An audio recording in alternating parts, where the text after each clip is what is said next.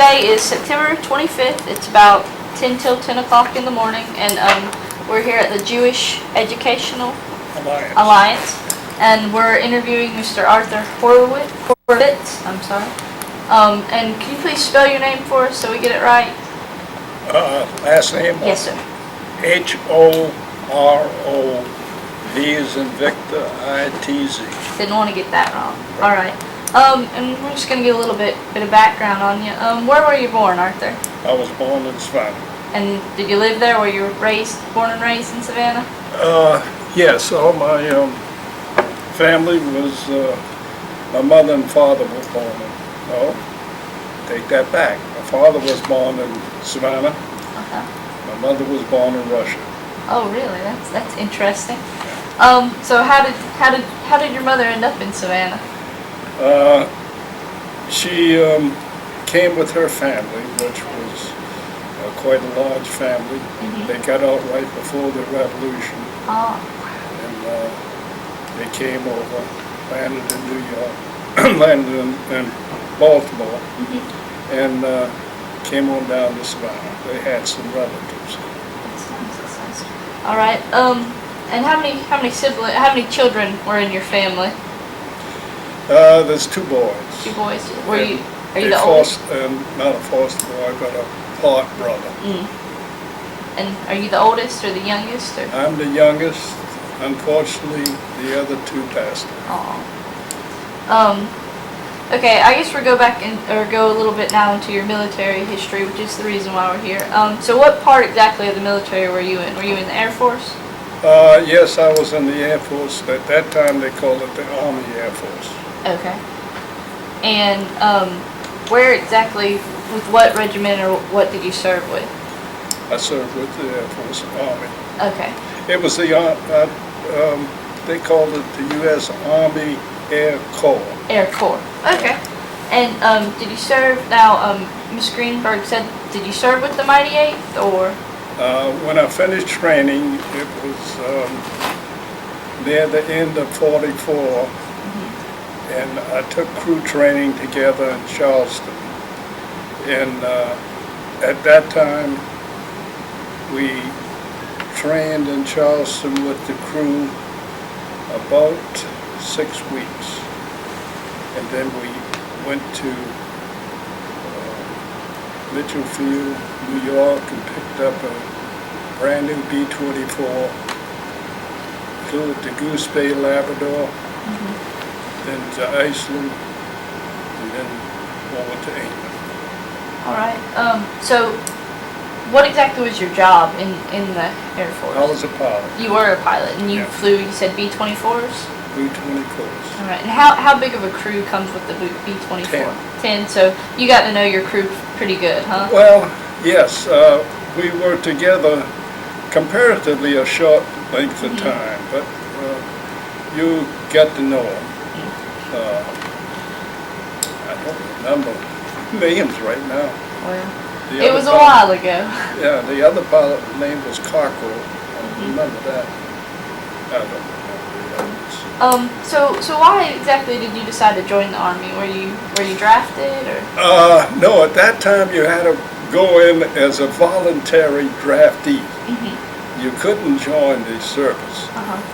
Before, in '42, my brother and I went to Hunter Field, tried to join the Air Force. We both got turned down medically. And then we decided to go into service. So both of us went in together. And I was classified radio operator gunner. And I went down to Miami Beach for my training. And while I was in Miami Beach, they called me off the field and said they had an application for me to become a cadet. I told them that I had already flunked it. They said, well, you're going to do it again. So you lucked out there? Yes. At that time, everything turned out to be all right, and I was from there, I went to, you had to have 2 years of college at that time. So they sent me to Massachusetts State College in Amherst, Massachusetts. I stayed there 6 weeks, and they gave me a diploma for 2 years. They said, we need you. I became cannon fodder. Anyway, no, they were running short at that time. So I left there and went to primary training in Douglas, Georgia. Okay, so what exactly years did you serve? You said you joined in 1942? Or? No, I finally joined up in 1943. Okay. And how long did you serve for? I served from 43 to 45, end of 45. And so for being the pilot, is that what you wanted to do when you first joined in? Always wanted to be a pilot. So you got your wish. I got my choice. I hear you. So what was your first impression of being in the military? Was it a lot different from what you were used to growing up? Naturally, it was a lot different. But being with my brother and a few other Savanians that I knew, we all went in together, it wasn't that bad. I never felt homesick or anything like that. And fortunately, when I got down to Miami Beach for training, we stayed in the Sands Hotel in Miami Beach. And one of my roommates was my cousin from Smyrna. So that made it very nice. We served. How long did your brother serve with your? Was he a pilot too, or? No, my brother was in the 118th Field Artillery. He served in Europe. And my half brother, I don't know what unit he was in, but he served in the Pacific. Okay. So what are some of the? Do you have any stories that you would like to share with us about being in? Well, I don't have too many stories. I do have an experience that happened when we took off from, we were weathered in Iceland going over for 5 days, and then they told us we could go ahead. And when we went ahead, it was supposedly about a 4.5-hour trip to England. We got caught in weather, and after 6 hours, and we only had 8 hours of gas, I started calling in to who we were supposed to call in halfway through, and finally raised them. And they told us to turn on a certain heading. We did. But at that time, they also told you before you left that the Germans would do radio calls so that you would run out of gas and just crash. Fortunately, we got over the Isle of Man, and the fella says, you'll see a break in the clouds about right now. And about 5 minutes went by and we didn't see the break. So I said, oh, that was a German. So anyway, it did show up, and we went through and landed on a grass strip that the English had. So that was a little bit of experience even before getting over and flying missions. So was the B-24, was that a bomber? Or? Yes. And where exactly were you stationed at? At the front. At the front? Yeah, in the pilot's compartment, in the cockpit. Okay. And what are some Excuse of me. the... Okay. Wipe a little bit of the perspiration off. If you need to take a break, just let us know. No, I don't have to take a break. I'll just perspire. All right. Okay. And so where exactly were you stationed in Europe? I was stationed at Rackheath. That's in the northern part of Europe, northern part of England, At the 467th Bomb Group. 467th Bomb Group. Right. And so what were some of the missions that you flew? Well, the missions I flew were, well, let's see. I only went through 3 missions, but if you went on 1, that's enough. All right. So were these were all bombing missions? These were all bombing missions. The practice missions we did plenty of because the weather over in England is very bad. And how did you feel about being the pilot of a bombing plane? I felt no difference. That was my job. And being a pilot, being up in the air, 20,000 to 25,000 feet above the ground, you're not knowing what's going on down there, and you don't even think about it. Yeah. Now, were you were raised in a Jewish family, right? Right. Did that have any effect on your feelings towards the war, being Jewish? A little bit. I didn't really know what was going on there at that time.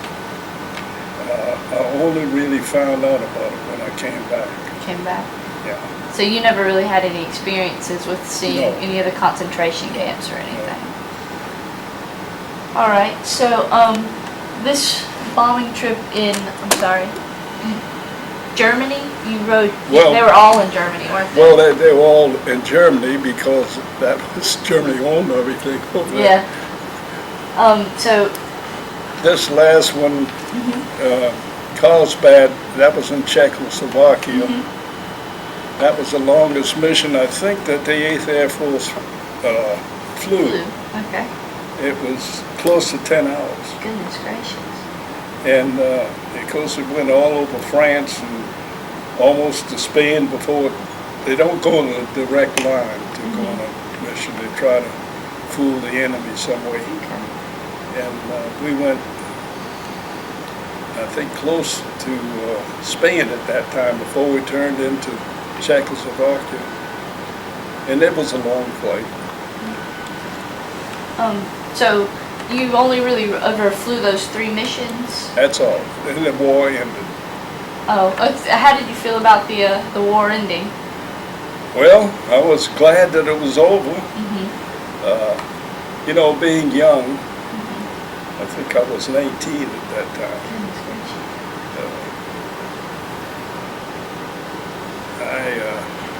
I was gung-ho like the rest of them. And I wanted to really do my part, do the fighting of it. And a little bit, I was sad that I didn't do more. Yeah. Didn't get over there earlier. And but I did what I could, what they let me do, and that's it. So did you perchance lose any friends that you were close to? No. So, No, we were very lucky. yeah. Y'all came in kind of near the end of it, though. Yes, but the Germans threw up all anti-aircraft at that time that they had. They knew they lost the war, and they were going to get rid of everything they had and take down as many planes as they could. So our biggest problem was flak, and you could almost walk on the thing, even at that time. And they had plenty left. What exactly is flak? Flak is a cannon shell Okay. that they shoot up, and they got a time for a certain altitude. They have a time for a certain altitude, and at that altitude it explodes, and pieces of metal come off of it, and those are the ones that knock you down. Oh, okay. They have what they call a block. They'll have certain guns on the ground to shoot up at certain altitudes and certain distances, so that they can't really miss you. They can because naturally I'm hearing a lot of the others were here too. But you could see the blocks exploding all around. But fortunately, we didn't have any problem. Maybe 1-2 pieces of flak that hit us, but nothing that did any damage. So you were in any of your missions that you flew, there was never, y'all were never in any real danger? No. Okay. The danger is always there. But fortunately, we came through it with the rest of it. And also, at one time, I forgot what mission it was on, but we were in back of the whole 8th Air Force going over. And as far as you could see, there was nothing but bombs.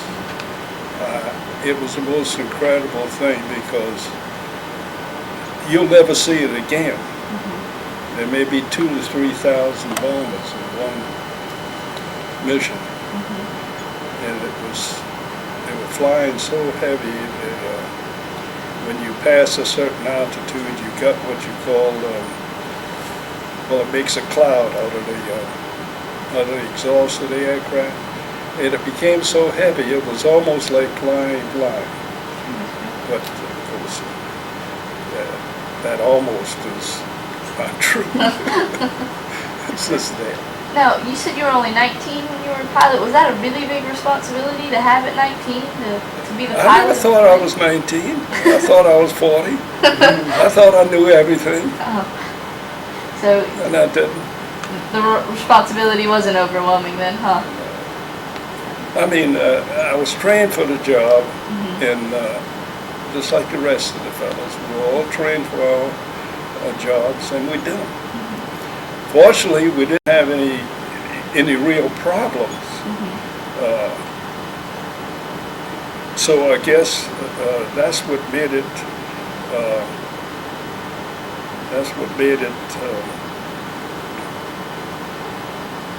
Where the responsibility was not there. Yeah, 'cause you were trained to do it. That's right. And we didn't have any problems. Okay. So what did you do in your free time? What did you do in your free time when you weren't over there bombing on missions? Well, most of the time it was all training. I didn't get through training until 44H. January, March, April, May, June, July, August, September. So September 1944? Right. So you and I graduated with my wings, and I was commissioned as second lieutenant. And I don't know, from there on it was just training, that's all. Pretty much all you did over there. That's all we did. Train for the... Train. How did you feel about that? Just Well, training? it was something, again, that you were supposed to do, and you did it. So, were other, crew members as young as you that were on your plane? Or were they older? They were basically anywhere from maybe 21 down to 18. I don't... Can't remember the exact ages of No, them. I can't. Did you find that, since it was near the end of the war, were more of the people, even that were stationed with you, were they younger than, pretty young kids? They were all about the same age. Okay. Because the draft age at that time, I think, was 18. And I think I went in when I was 18. I must have been 19 or 20 when I was in there. It's hard to remember. All right. How old were you? Will you just pull that picture up? How old were you when that picture was taken? I think I was 19. 19. And was this actually when you were in England? Yeah, that was my first training base. It was in Douglas, Georgia. That was in Douglas, Georgia? Yeah.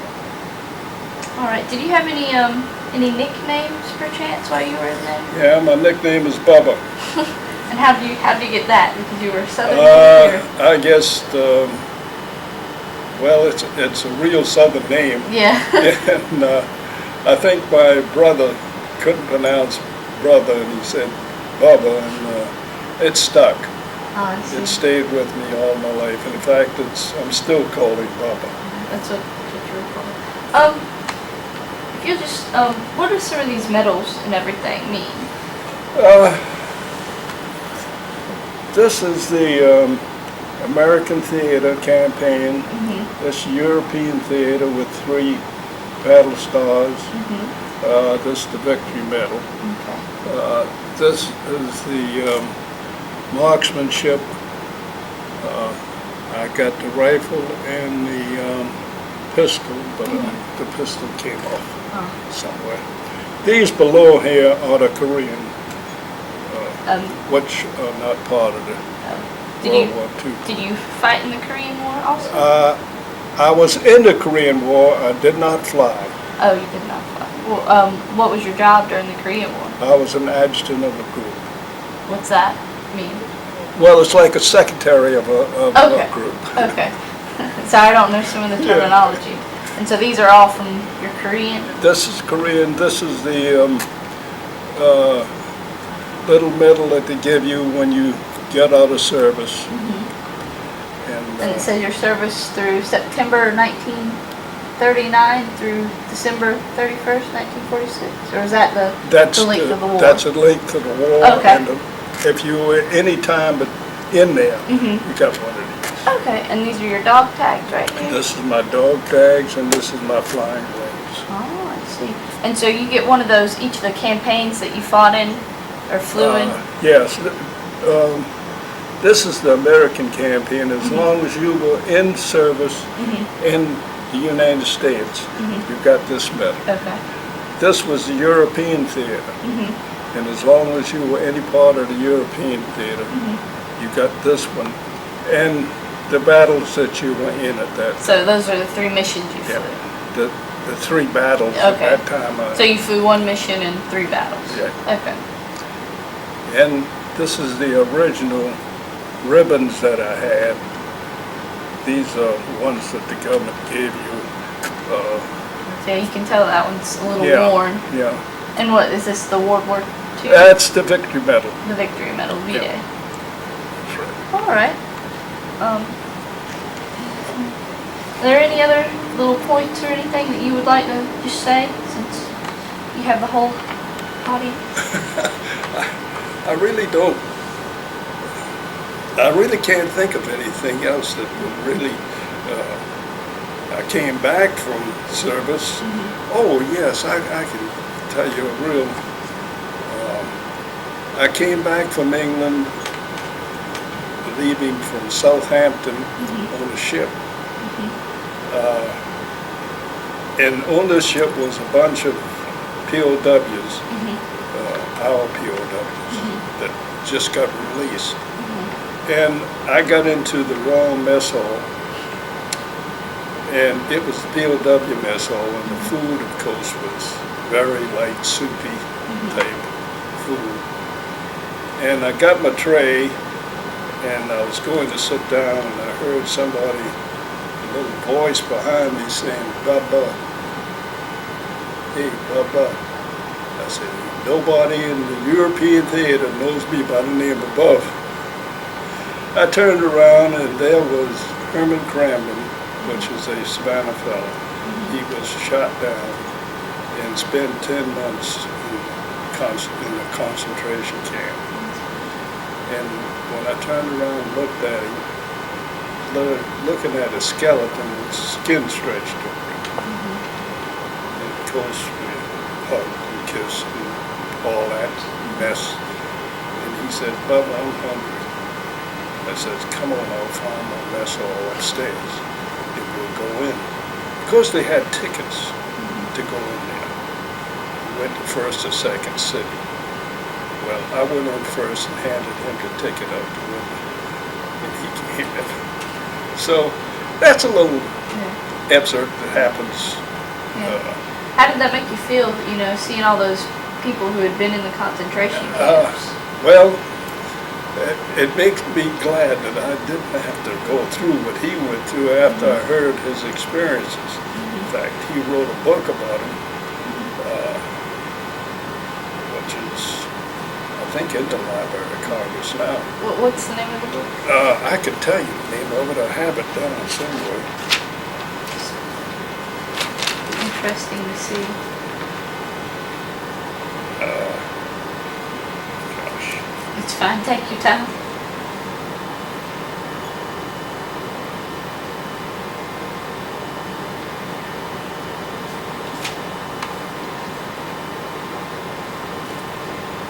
Hold on there just one second. You're fine. Take your time. I got 50 million things. I When I understand. take the rubber band off, it'll all fall off. You don't have a purse, so Nope. that's what you got to do. You got to keep it all in that one spot. This happens to be the plane I'm flying now. Oh, so you own a plane right now? And this is the first plane that I flew in Douglas, Georgia. Oh, that exact type? Exact type, yeah. Okay. And what kind of plane is this? This is Stamen PT-17. So you still have your pilot's license, huh? I still have it. You go flying very often, or? Yeah, I fly quite a bit. I don't have my medical, so I got to go up with another pilot. Okay. But other than that, I fly quite a bit. Okay.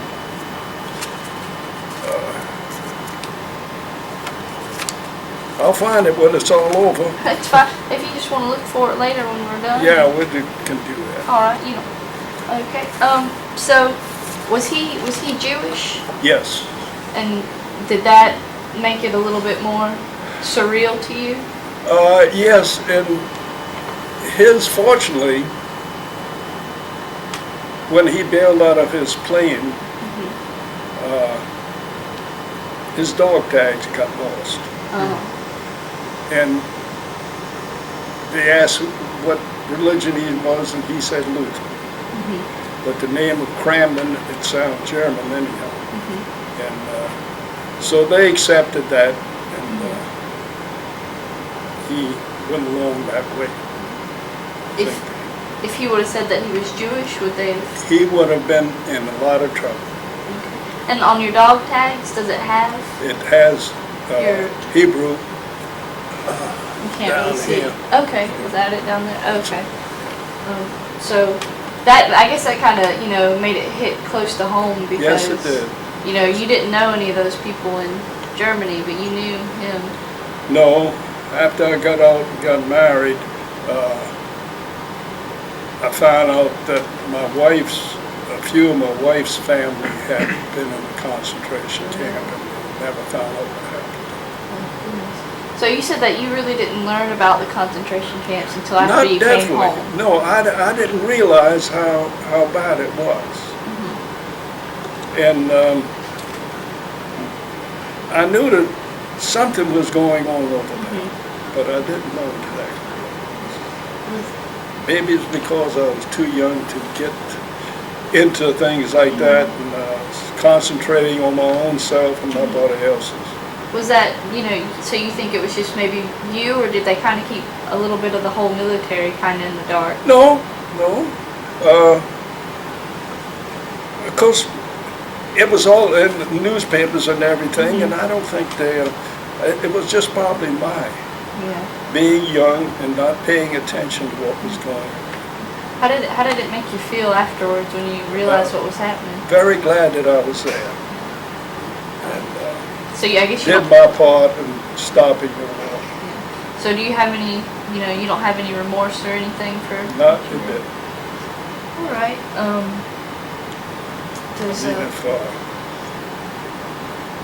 If I got shot down, they wouldn't have any remorse either. Yeah, that's true. So do you know anybody that was actually in the concentration camp? You said your wife's family. My wife's, some of my wife's family was in. Okay. And I guess that's about it. Unless you have anything else you wanna No, say? I don't have anything else that We thank you for I coming have to put down. and sharing this with us. And Yeah, I hope we that you greatly got everything appreciate that you it. Oh, wanted. yeah, it was great. All right. We do appreciate it. All right, and are you going to try to find that book title again for us? I had it down somewhere. It'll be the last place you look. It's fun.